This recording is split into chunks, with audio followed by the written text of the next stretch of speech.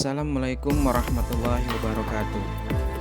Perkenalkan, nama saya Nanang Eka Saputra, mahasiswa PPG Daljab LPTK IAIN Curug tahun 2023. Selamat menyaksikan video pembelajaran dengan pendekatan problem based learning.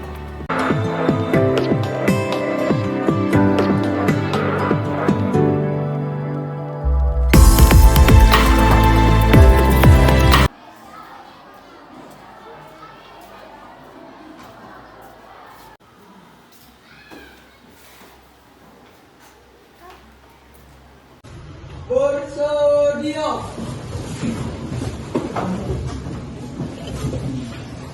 Beri salam kepada Bapak Guru.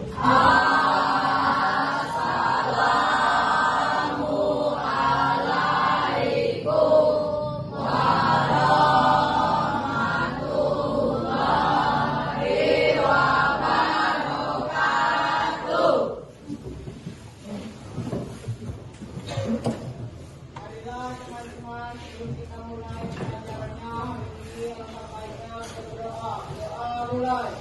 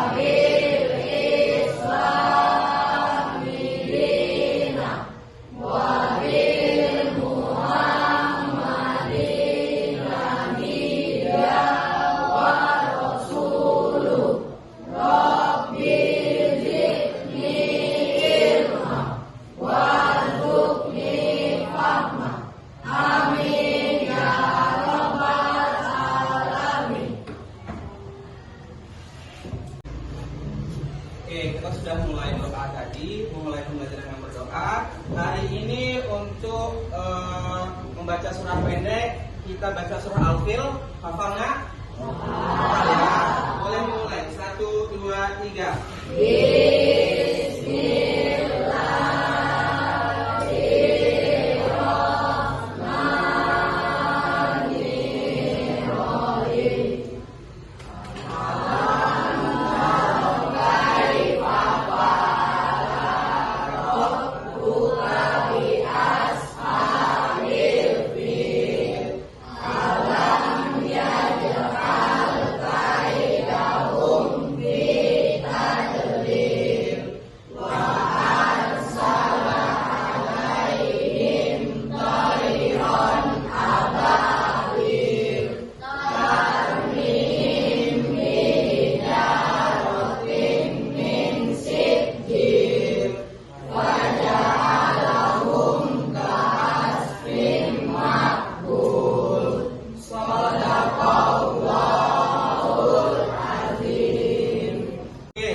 Bapak absen dulu dan Bapak lihat kesiapan kalian untuk belajar. Apakah semuanya hari ini hadir? Tidak. Siapa yang tidak hadir, nak? Guru dan Fahri. Kenapa tidak hadir? Sakit. Baiklah. hari ini Nilu dan Fahri tidak bisa ikut pembelajaran seperti biasa dikarenakan sakit. Maka kita doakan semoga Nilu dan Fahri cepat sembuh dan bisa kembali belajar seperti biasanya di hari berikutnya. Amin, amin ya robbal alamin. Sekarang Bapak cek kelasnya sudah bersih, berarti sudah pikir hari ini ya. Oke, coba berdiri semuanya. Berdiri, Bapak cek kerapian bajunya. Semuanya sudah dimasukkan. Zaki, masukkan dulu Ki. Sudah? Oke, good. Sudah semuanya rapi, silahkan duduk. Apa kabar semuanya? Alhamdulillah, luar biasa. Alhamdulillah di pagi hari ini semuanya masih semangat untuk mengikuti pembelajaran Bapak pada mata pelajaran pendidikan agama Islam dan budi pekerti. Sebelum pembelajaran dimulai, Bapak melihat semangat kalian untuk tetap bersemangat. Siap? Semangat 1, semangat 2, semangat 3, semangat 1, 2, 3.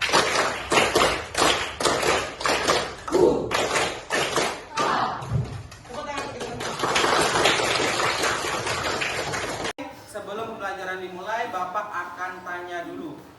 Masih ingat materi minggu lalu? Masih. Materi minggu lalu, Dafa, apa nama materi kita minggu lalu? Hukum bacaan Al-Quran, Pak. Hukum bacaan Al-Quran. Dalam membaca Al-Quran tentunya ada hukumnya.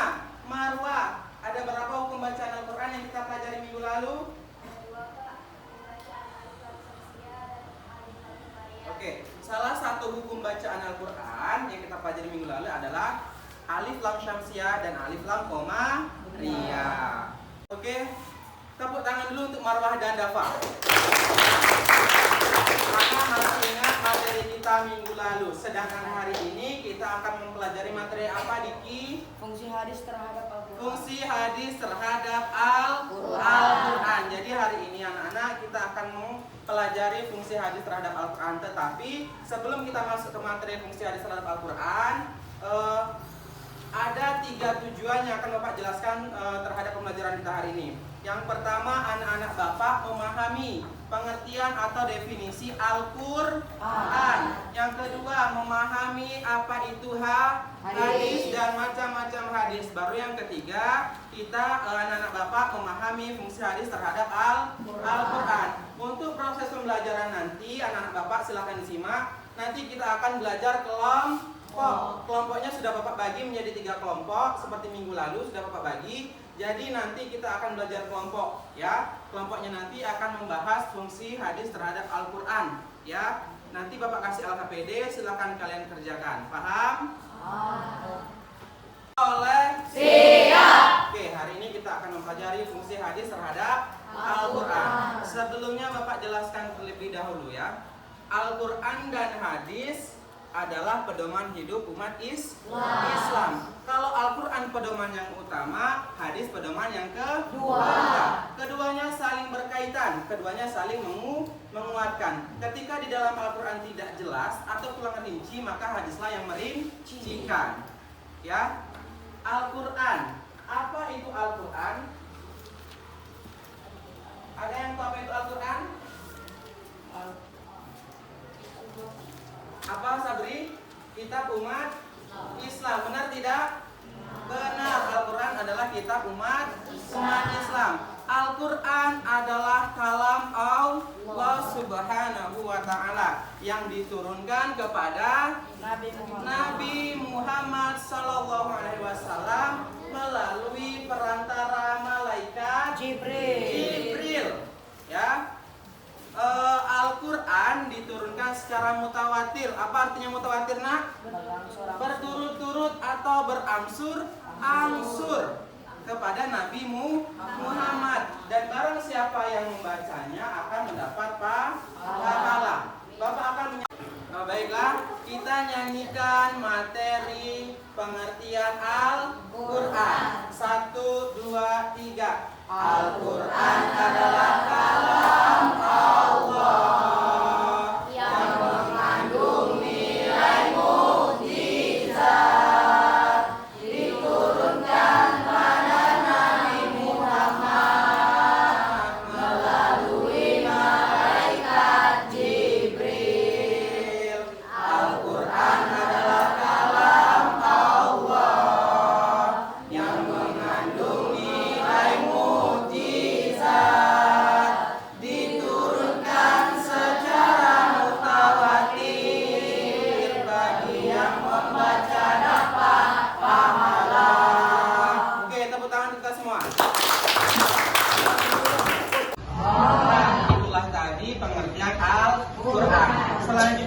hadis. Hadis ini disandarkan kepada siapa? Kepada Nabi Muhammad SAW. Jadi hadis itu segala sesuatu yang disandarkan kepada Nabi Muhammad SAW, baik perkataan, perbuatan, atau sifat Nabi Muhammad SAW. Ya, itu pengertian hadis. Kemudian hadis itu dibagi menjadi tiga. Benar kata Diki. Hadis dibagi menjadi tiga. Yang pertama hadis sahih. Yang kedua hadis hasan. Yang ketiga hadis dhaif. Apa itu hadis sahih? Hadis sahih adalah hadis yang posisinya paling tinggi. Ya, hadis dengan posisi paling tinggi. Sanadnya bersambung, rawinya dhabit dan tidak berkilah serta tidak syadz atau tidak ada kecacatan. Yang kedua hadis hasan. Hadis hasan ini terletak di bawah hadis sahih. Ya, keduanya sama-sama kuat, sama-sama dapat dijadikan hukum Islam setelah Al-Qur'an. Nah, yang ketiga hadis dhaif. Apa itu hadis dhaif? Kalau apa Ki? Hadis yang tidak muat atau menyinggung sifat-sifat hadis sahih dan tidak Oke, hadis dhaif adalah hadis yang tidak menghimpun sifat atau syarat hadis sahih dan hadis hasan. Letaknya paling bawah. Ingat, hadis dhaif ini bisa digunakan sebagai hukum Islam, bisa juga tidak. Karena kenapa? Hadis dhaif memiliki banyak kecacatan atau tidak kuat, bisa saja rawinya tidak dhabit, sanadnya tidak bersambung. Oke. Yang ketiga adalah fungsi hadis terhadap Al-Qur'an. Ada berapa fungsi hadis terhadap Al-Qur'an? 4. Apa yang pertama apa? Bayan at-takfir. Bayan at-takrir azalaya. Yang kedua Bayan at-takfir. bayan At-tafsir. at-tafsir. Khairina. Yang ketiga bayan tasyrik. Bayan an-nasak. Semuanya silakan perhatikan. Nanti tugas kalian tentang fungsi hadis terhadap Al-Qur'an. Yang pertama tadi apa, Pak? Bayan at-takrir. Bayan at-takrir. Bayan at-takrir ini fungsinya memperkuat atau memperkokoh hukum-hukum dalam Al-Qur'an. Ya, memperkuat atau memperkokoh. Yang kedua, Azalea apa tadi? Bayan at-tafsir. Bayan at-tafsir. Tafsir apa artinya, Nak? Menjelaskan. Jadi bayan at-tafsir fungsinya hadis itu menjelaskan ayat-ayat Al-Qur'an yang belum jelas atau yang belum terperinci atau yang masih bersifat umum. Yang ketiga, Khairina. Bayan at-tafsir. Bayan at-tasyrik. Bayan at-tasyrik ini menggantikan hukum yang ada di dalam Al-Qur'an. Dan yang terakhir bayan an-nasakh, Zaki.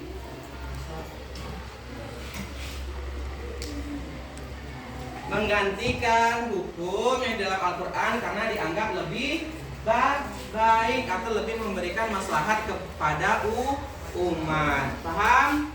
Oke, selanjutnya. Kemarin sudah Bapak bagi kelompok, ya.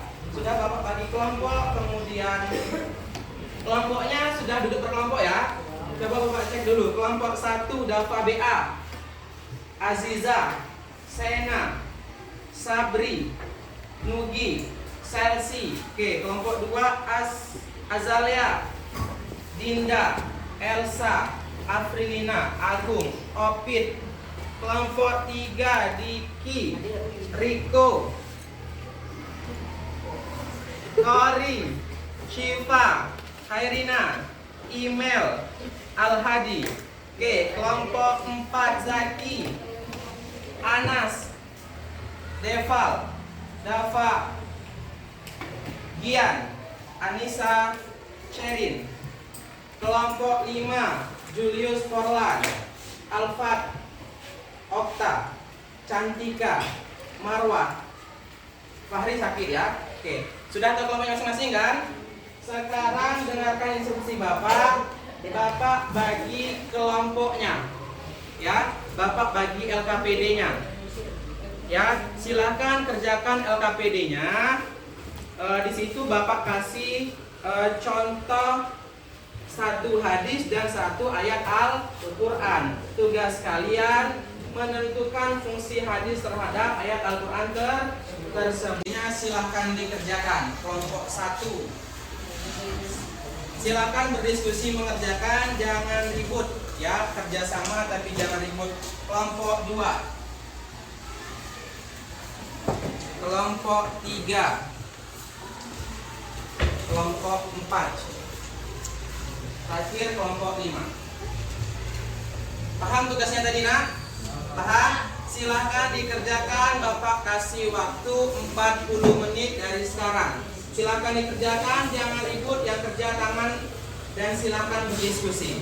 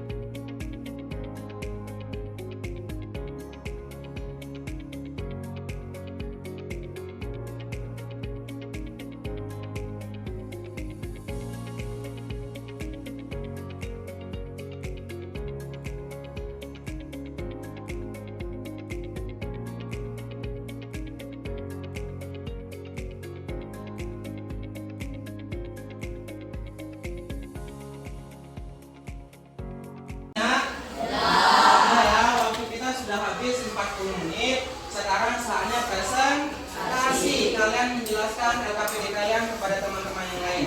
Kita bergantian dari kelompok 1 sampai kelompok 5 maju ke depan.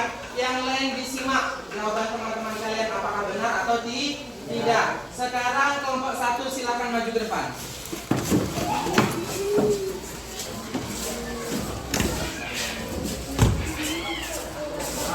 Assalamualaikum warahmatullahi wabarakatuh. Waalaikumsalam warahmatullahi wabarakatuh. Kami dari kelompok 1 akan mempresentasikan hasil diskusi kami yang akan disampaikan oleh teman kami dapat kepada Dapat persilakan. Barang siapa yang menyaksikan bulan Ramadan maka hendaklah sahur. Quran Surah Al-Baqarah ayat 185. Ditegaskan oleh Rasulullah Shallallahu Alaihi Wasallam, sahurlah kalian karena melihat tanda awal bulan Ramadan dan berbukalah kalian karena melihat tanda awal bulan Syawal. Hadis riwayat Muslim. Hasil dari diskusi kelompok kami bayat at-takrir karena hadis tersebut memperkuat Quran surah Al-Baqarah ayat 185 tentang perintah puasa. Hadis tersebut menguatkan dengan menjelaskan waktu awal akhir pengerjaan puasa Ramadan. Oke, yang lain, menurut kelompok lain, bagaimana jawabannya sudah benar? Benar. Yakin? Oke, Bapak ulang sedikit. Jawaban kelompok 1 benar. Tepuk tangan.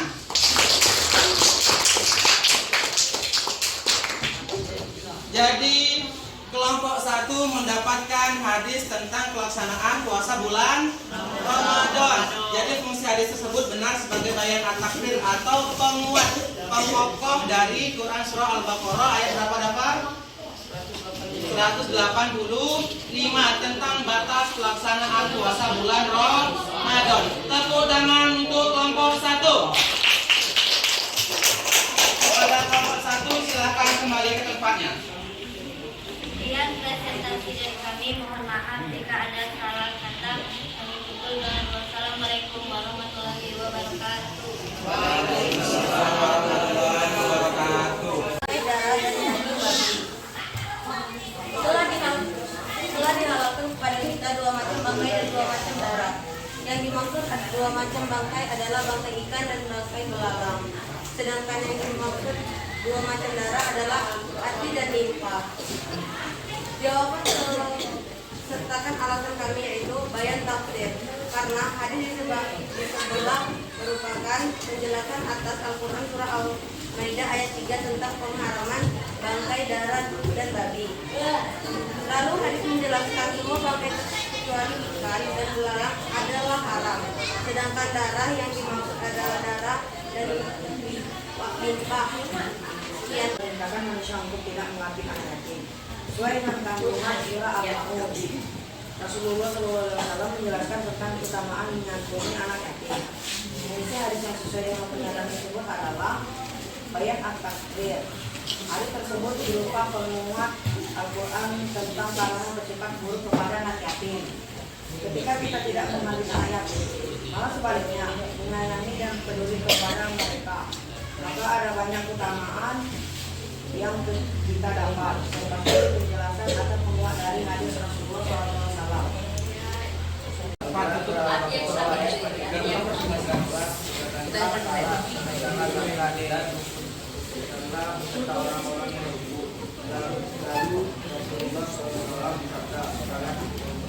Kamu sekalian, bagaimana engkau sekalian melihat salat hadis riwayat Bukhari, menunjukkan fungsi hadis terhadap ayat Al-Quran, ayat tafsir.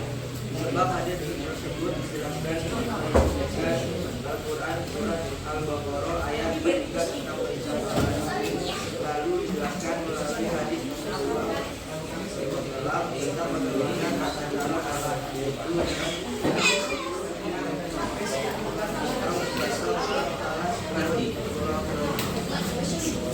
seorang di antara kamu ada tanda maut sedang dia meninggalkan kebaikan harta yang banyak, berwasiat kepada kedua orang tua dan karib kerabat di negara yang kafir sebagai kewajiban bagi orang-orang yang bertakwa. Quran surah Al-Baqarah ayat 180. Sesungguhnya Allah telah memberi hak bagian bagi orang-orang yang benar-benar memiliki hak tersebut, makanya tidak ada wasiat bagi ahli waris. Menurut kami, fungsi hadis tersebut ialah bayat nasab. Sebab hadis tersebut membatalkan ayat Quran surat Al-Baqarah ayat 160 tentang wasiat seorang sebelum meninggal kepada kerabatnya. Hadis tersebut menunjukkan ketentuan baru bahwa bagi kerabat sudah memiliki haknya ahli waris sesuai ketentuan, sehingga tidak perlu berwasiat jika untuk keluarga. Sekian presentasi kami. Mohon maaf jika ada salah. Kami tutup. Wassalamualaikum warahmatullahi wabarakatuh. Anak soleh. Siap. Alhamdulillah kita sudah menyelesaikan pembelajaran kita hari ini. Kita sekarang akan menutup pembelajaran. Tapi sebelum pembelajaran kita tutup, kita akan menyimpulkan secara bersama-sama materi kita hari ini. Kita hari ini mempelajari tentang fungsi hadis terhadap Al-Quran. Ada berapa nak? Ada 4. Yang pertama bayan at-takrir, yang kedua bayan at-tafsir, yang ketiga bayan at-tashri, dan yang keempat bayan an-nasa. Siapa yang tahu arti bayan at-takrir? Bayan al-takrir adalah menetapkan dan memperkuat apa yang telah diterangkan di dalam Al-Quran. Ya, bayan at-takrir menetapkan dan memperkuat ayat-ayat Al-Quran. Bayan tafsir, siapa yang mau tunjuk tangan? Oke, Azalea. Bayan at-tafsir yaitu penjelasan terhadap ayat-ayat yang memerlukan perincian atau penjelasan lebih lanjut. Oke, bayan at-tafsir adalah menjelaskan dan merincikan ayat Al-Quran. Yang ketiga bayan at-tashri. Bayan al-Tasri memberikan penghapusan hukum Islam yang tidak. Oke, bayan at-tashri memberikan kepastian hukum yang tidak ada dalam Al-Quran. Terakhir bayan an-nasakh, Anas. Bayan an-nasakh juga membatalkan ketentuan terdahulu sebab ketentuan yang baru akan menjadi Oke, bayan an-nasakh membatalkan ketentuan terdahulu dan menggantikannya menjadi yang lebih baik. Paham semuanya? Paham. Oke.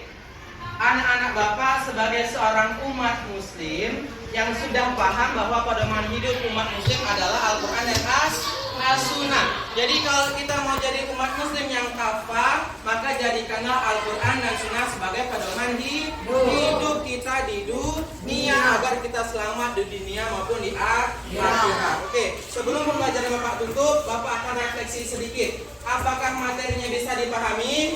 Bisa. Apakah pembelajaran hari ini menyenangkan? Menyenangkan. Oke, alhamdulillah pembelajaran kita hari ini sudah selesai.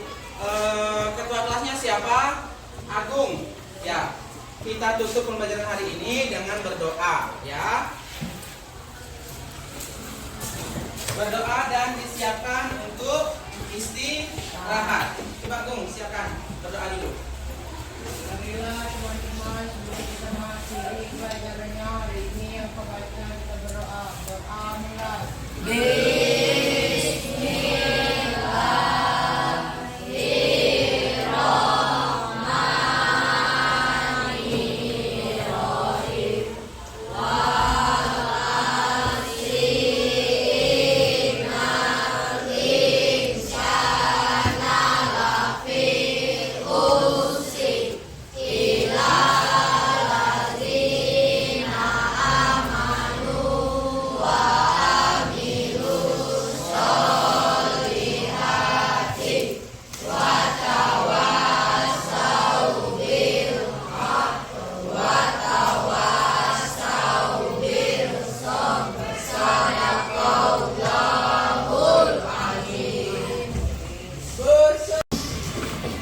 Beri salam kepada Bapak Guru.